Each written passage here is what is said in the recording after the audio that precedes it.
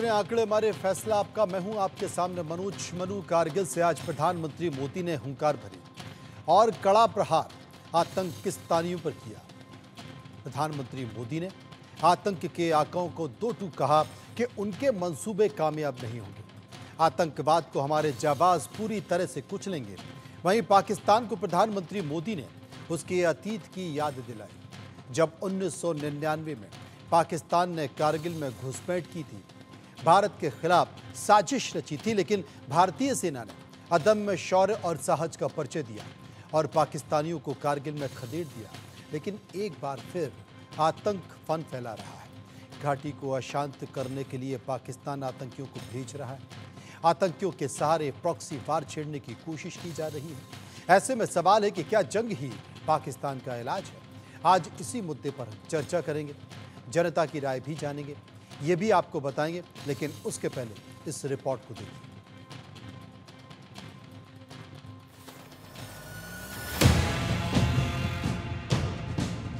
आज जब मैं उस जगह से बोल रहा हूं जहां आतंक के आकाओं को मेरी आवाज सीधे सुनाई पड़ रही है, मैं आतंकवाद के इन सरपरस्तों को कहना चाहता हूं कि उनके नापाक मंसूबे कभी कामयाब नहीं होंगे।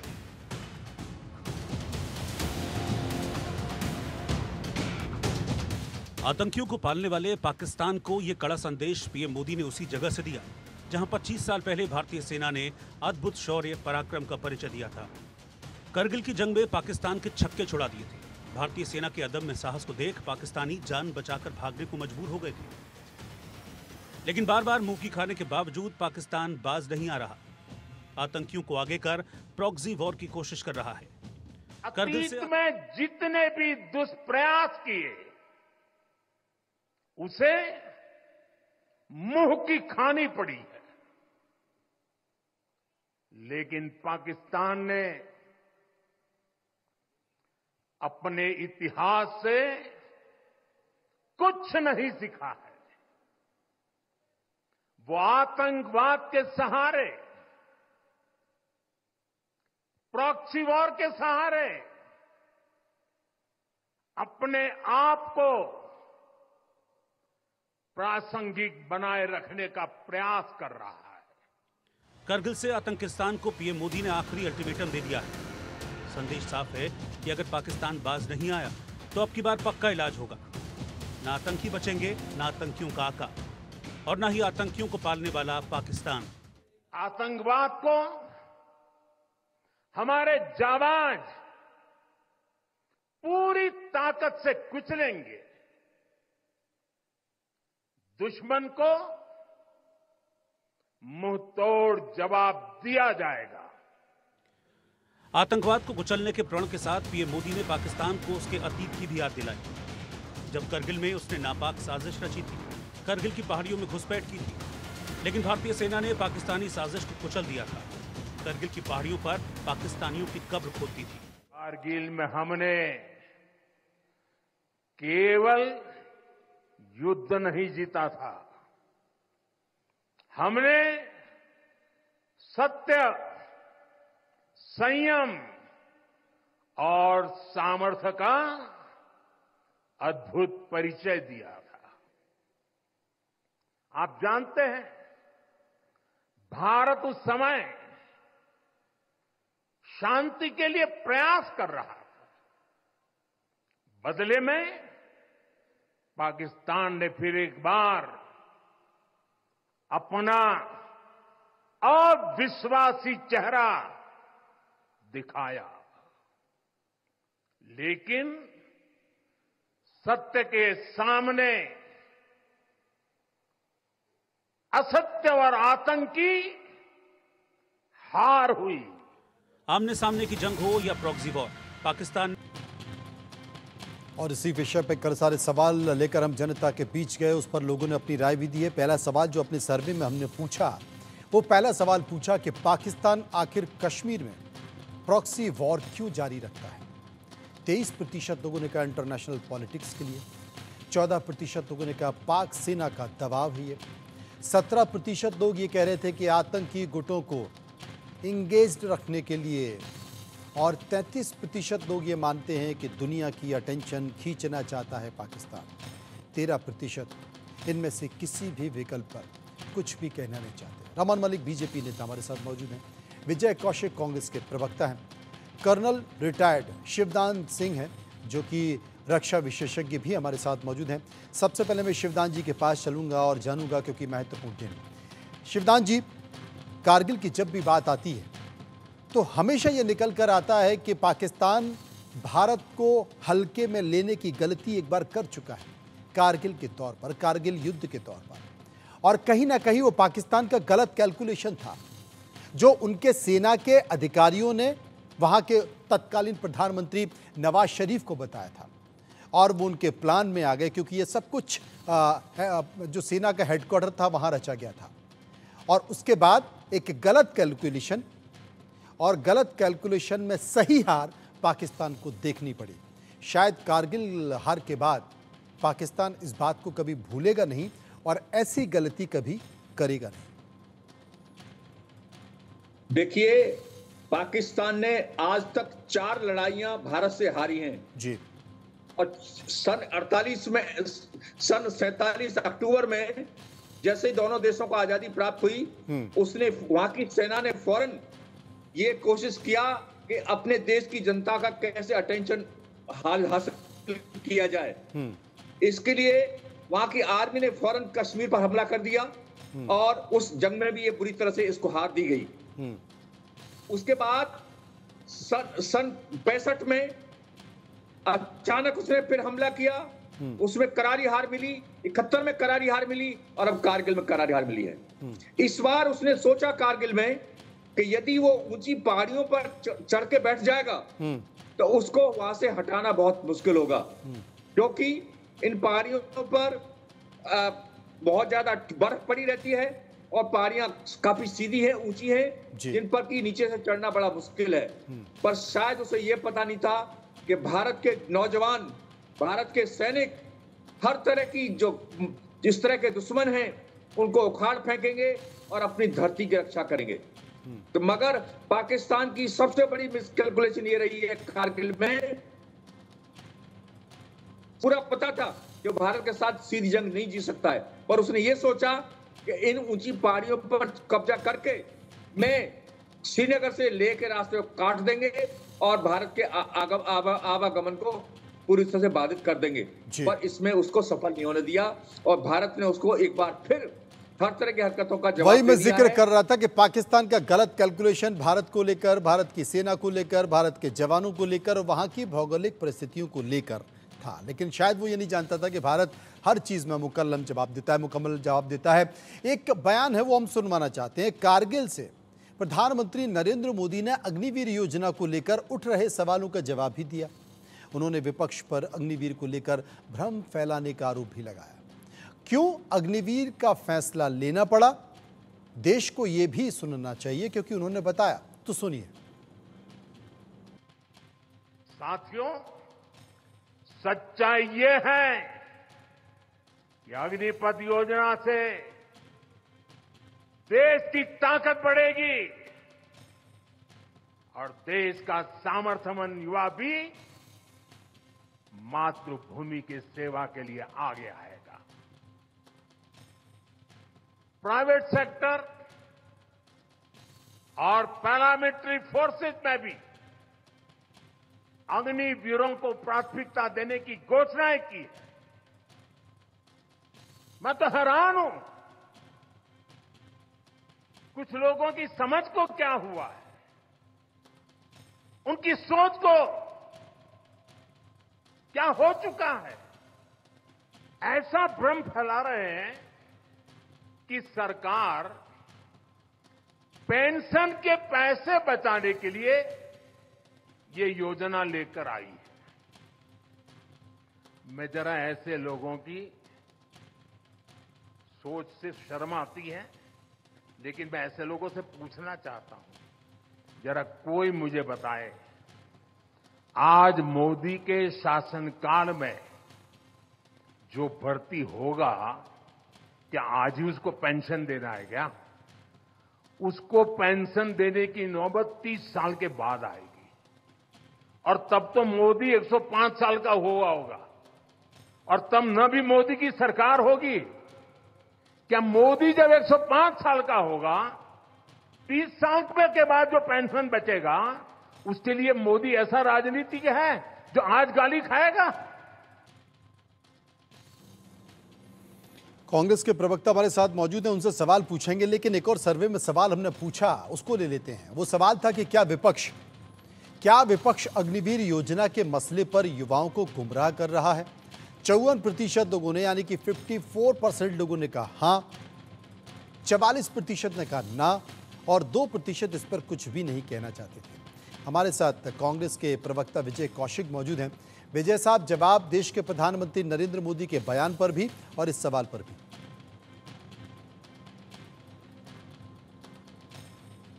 आपकी आवाज नहीं आ रही है, अनम्यूट कर लीजिए। जी अब आई। माननीय मोदी जी ने आज जो कुछ भी देश के सामने अग्निवीरों को लेकर बोला है या कारगिल को लेकर बोला है, ज्यादातर बातें उन्होंने झूठ की कही।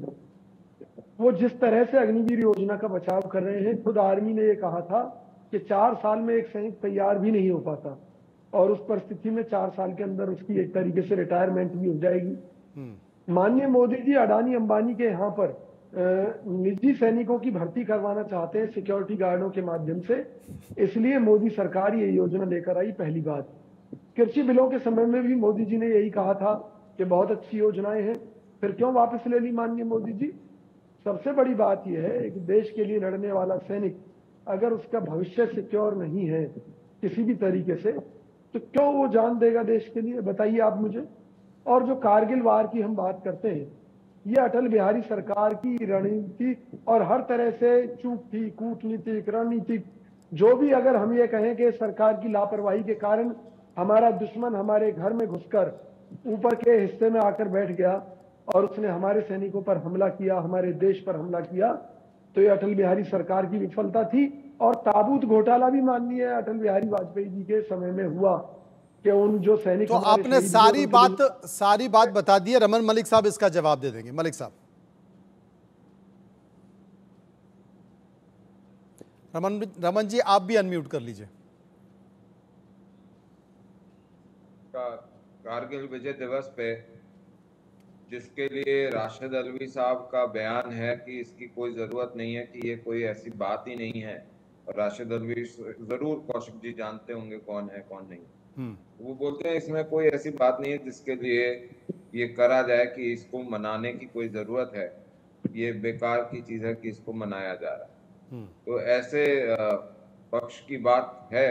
लेकिन उससे पहले मैं एक चीज कहना चाहूंगा कि कारगिल युद्ध में हर एक वो व्यक्ति जिसने अपने प्राणों को न्यौछावर करा, हर एक वो व्यक्ति जिसने अपने आप को मातृभूमि के लिए रख दिया कि जान जाए लेकिन मातृभूमि की शान ना जाए, ऐसे हर एक वीर को जो घायल हुआ, जो उसमें भाग लिया, जैसे भी भाग लिया, उसको मेरा शत शत नमन।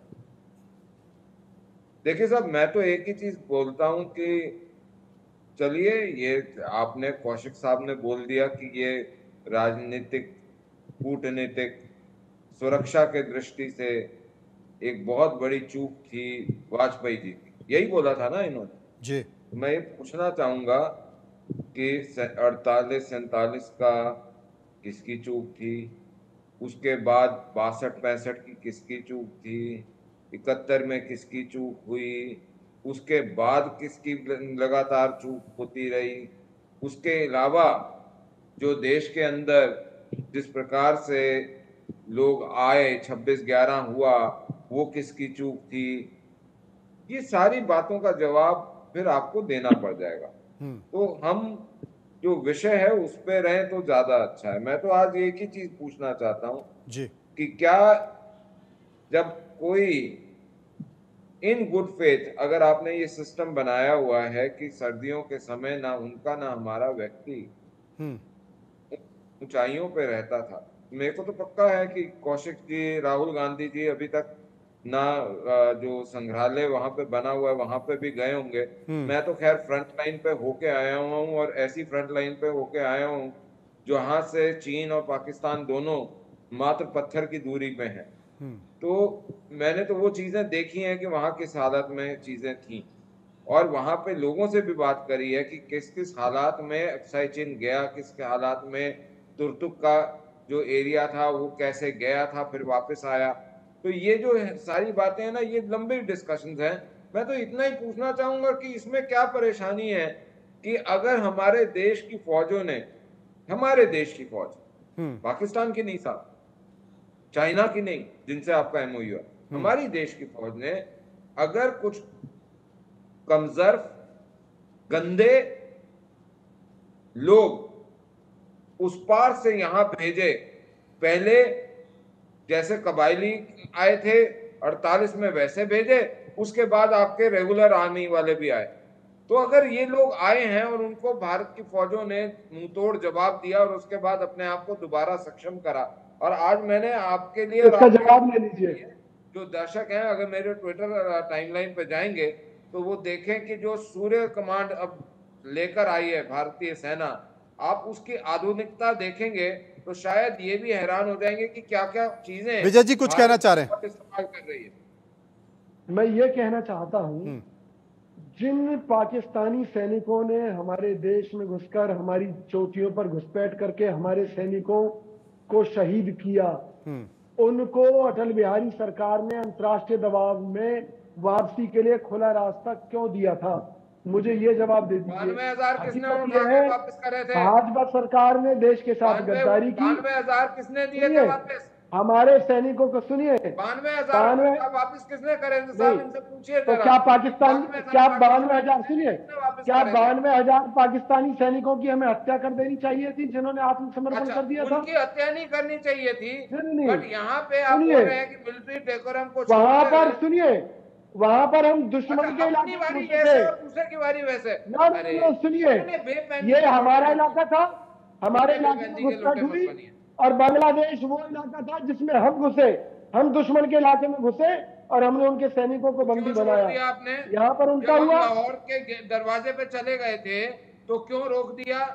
अगर हम, सुनिए, अब आप बात सुनिए, जब आपके घर में अगर घुसाया करियप्पा ने बोला कि आप मत रुकिए, हम छोड़ने गुनाह है, अभी बाहर रास्ते पर छोड़ने गुनाह है, हम इनके सर पे बैठेंगे, तब नेहरू जी ने हकीकत ये है, सारी बीजेपी की सरकार अटल बिहारी जी के समय में भी फेल थी, क्या बातें कर और आज भी फेल है, आज भी फेल है मोदी सरकार। धड़ाधड़ जम्मू कश्मीर के अंदर हमले हो रहे हैं, मोदी जी कह रहे हैं कि उन्होंने शांति कायम। चलिए सर्वे का एक और सवाल ले लेते हैं, सर्वे का एक और सवाल ले लेते हैं। और सर्वे का एक और सवाल यह है कि मोदी सरकार का सेना के सम्मान के लिए सबसे बड़ा काम आप क्या मानते हैं?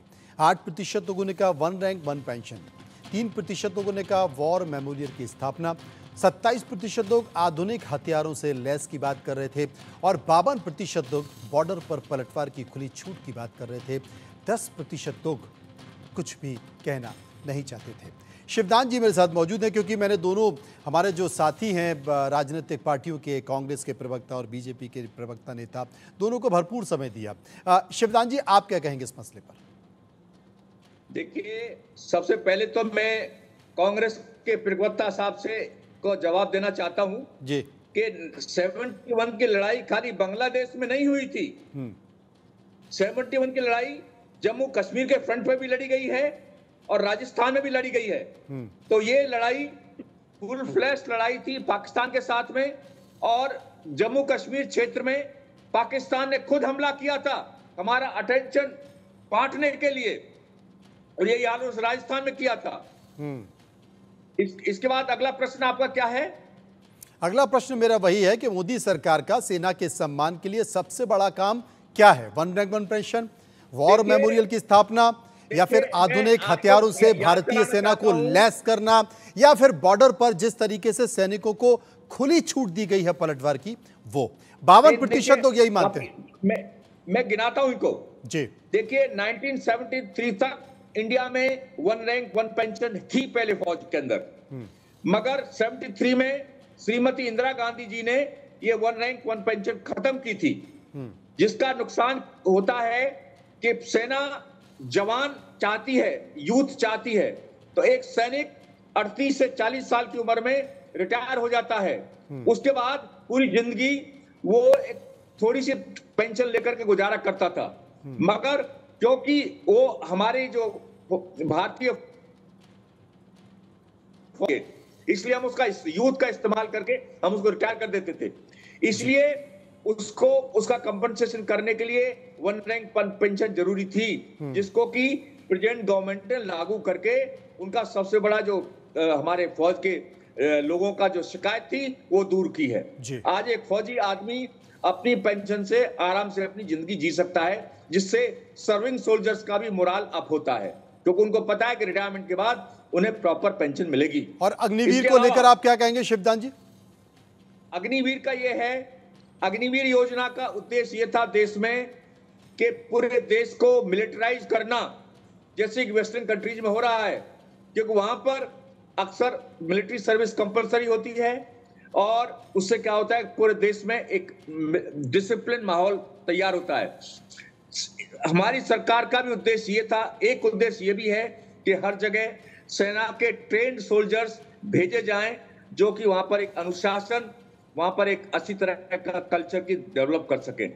तो अग्निवीर योजना का कई एम है। दूसरा एम ये है कि आर्मी को यंग रखना। इसमें कुछ थोड़ी घनी कमियां हैं।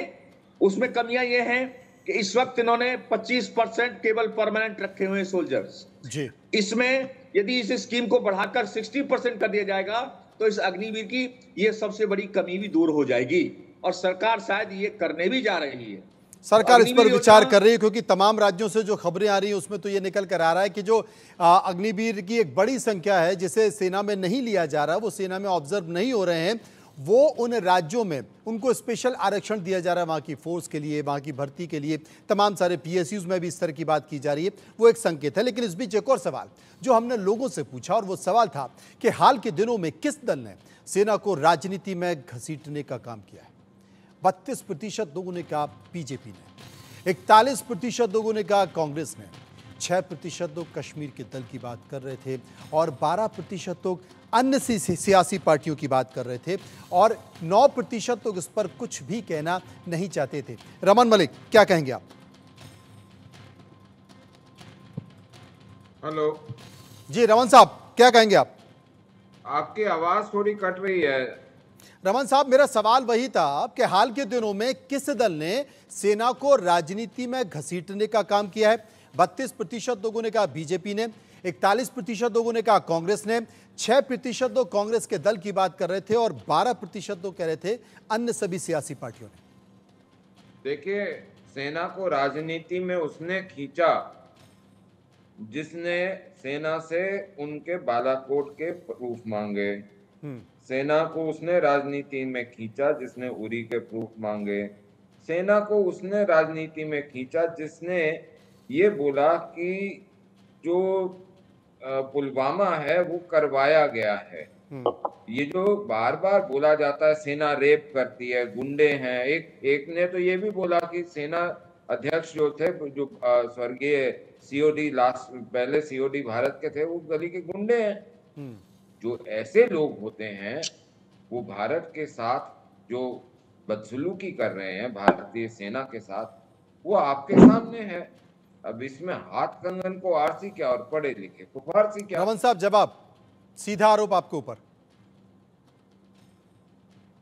नहीं, अगर आप मेरे से पूछ रहे हैं तो मैं इनका ये जवाब देना चाहूंगा कि बीजेपी सेना के आड़ में राजनीति करती है। इसका सबूत यह है कि 2019 में सुप्रीम कोर्ट ने बीजेपी के ऊपर यह रोक लगाई कि वो अपने चुनाव के दौरान कहीं भी सैनिकों की वर्दी, उनकी बोर्ड या उनके इस तरह की चीजों का इस्तेमाल नहीं करेंगे, जिससे ये दिखाई दे कि भाई वो सैनिकों का इस्तेमाल कर रहे हैं अपनी रैलियों में और अपने प्रचार कार्यक्रमों में। इससे बड़ा देश का दुर्भाग्य नहीं हो सकता कि सत्ताधारी दल पुलवामा कांड के ऊपर राजनीति करे और वोट मांगे, और अपनी नाकामयाबियों को भी अपनी कामयाबियों के तौर पर गिनाकर प्रस्तुत करे। अग्निवीर योजना एक नाकामयाबी है इस देश की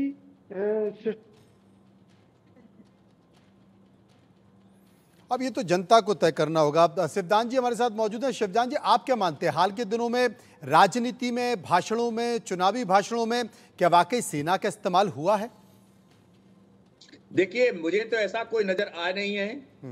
और देश की सेना है, एक रूलिंग पार्टी है, यदि वो अपने किसी बात में उसका रेफरेंस लाती है तो उसमें ये नहीं समझना चाहिए कि वोटों के लिए उसका रेफरेंस ला रही है। और मैंने ऐसा कोई स्टेटमेंट नहीं देखा कि जो सेना के नाम पर बीजेपी वोट मांग रही हो। ये सरासर गलत है और इसी को राजनीतिकरण बोलते हैं कि यदि बगैर इसी बात को के राजनीतिक तौर यदि पर सेना लिया को- जाता है। सर्वे में एक और सवाल जो मैंने पूछा, वो सवाल था कि सेना का मनोबल बढ़ाने का काम किस सरकार ने सबसे ज्यादा किया है। 65% लोग मोदी सरकार का जिक्र कर रहे थे, 18% लोग डॉक्टर मनमोहन सरकार का जिक्र कर रहे थे, 9% लोग अटल सरकार का जिक्र कर रहे थे, 7% लोग इंदिरा गांधी सरकार का जिक्र कर रहे थे और 1% लोग इस पर कुछ भी कहना नहीं चाहते थे। शिवदान जी हमारे साथ मौजूद हैं। शिवदान जी, आप ही इस पर बताइए, क्योंकि आप रक्षा विशेषज्ञ हैं, सेना में भी रहे हैं। क्या वाकई आप मानते हैं कि सेना का मनोबल सबसे ज्यादा मोदी सरकार ने बढ़ाया? सबसे ज्यादा मोदी सरकार ने बढ़ाया है। 2016 में मोदी सरकार ने जब वन रैंक वन पेंशन दे दी है, तो इस प्रकार से सेना का एक परमानेंट मनोबल मोदी सरकार ने बढ़ाया है। उसके अलावा सेना को आधुनिक हथियार, सेना को आधुनिक संचार के साधन, आपको पता होना चाहिए पूरा अरुणाचल प्रदेश जहां पहले पहुंचना भी मुश्किल था, उसके लिए तरह तरह के सड़क के मार्ग तैयार हो चुके हैं। आज भी मोदी साहब ने एक टनल का उद्घाटन किया है, जिससे कि लेह लद्दाख में यातायात और भी अच्छा हो जाएगा। जो हिमाचल प्रदेश से जो सीधी सड़क लेह के लिए जा रही है, जो टनल बनाई है 3 लंबी चौड़ी, उससे हमारे को अल्टरनेट रूट मिला है, जो कि पाकिस्तान हमेशा श्रीनगर से लेह वाली रोड को ब्लॉक करता था, इसलिए जिससे कि लेह लद्दाख एरिया पूरा कट ऑफ हो जाए।